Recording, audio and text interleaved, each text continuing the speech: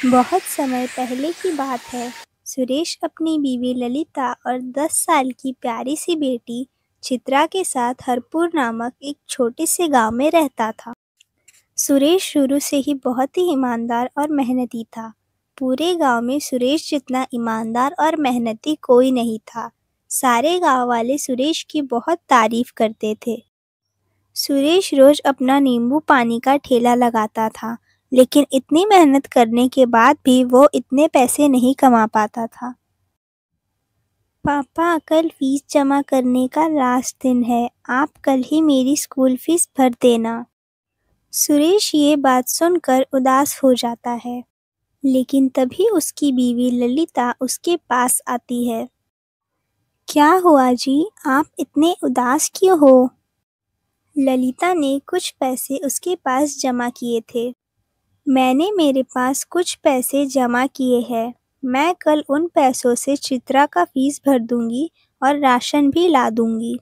सुबह होते ही सुरेश के काम पे जाने के बाद ललिता चित्रा के साथ उसका स्कूल फीस भरने गई। स्कूल से आते हुए चित्रा ने ललिता के सामने बहुत जिद की कि उसको गोलगप्पे खाने हैं। अच्छा ठीक है, चलो गोलगप्पे खाते हैं। मार्केट से घर आने के बाद ललिता एक सोच में डूब गई। क्या हुआ ललिता, तुम इतनी देर से कौन से ख्यालों में डूबी हो? आज मैंने देखा कि गोलगप्पे वाले के पास बहुत ज़्यादा भीड़ थी। क्यों ना हम भी गोलगप्पे बेचें? पर हमारे पास इतने पैसे नहीं हैं कि हम अभी गोलगप्पे का दुकान खोल पाए। क्यों ना आप मुखिया जी से कुछ पैसे उधार ले लेते और फिर उसके कुछ दिनों बाद लौटा देते। ललिता के कहे अनुसार सुरेश मुखिया से कुछ पैसे उधार ले लेता है और अपना गोलगप्पे का दुकान खोल देता है। शुरू में तो कुछ दिन बहुत कम ग्राहक आते थे, लेकिन जब कुछ दिन बीत गए तो ग्राहक की भीड़ बढ़ना शुरू हो गई। वाह भैया, मान गई।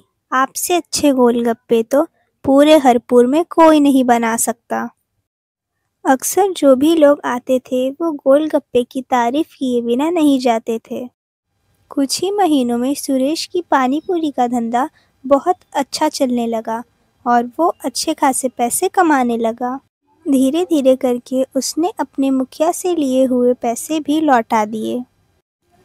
उसे हमेशा शादी में भी ऑर्डर मिला करता था, जिससे वो और पैसे कमा पाता था। सुरेश की स्थितियां अब धीरे धीरे सुधर गई थी और उसको सुरेश पानीपुरी वाले के नाम से पूरे गांव में जानने लगे। उसका नाम पूरे गांव में मशहूर हो गया था। वैसे भी हमारे पास थोड़े पैसे इकट्ठा हो चुके हैं, क्यों ना हम अपना खुद का मकान ले लें। इतने सालों बाद पूरा परिवार अपने खुद के घर में रहने जा रहा था।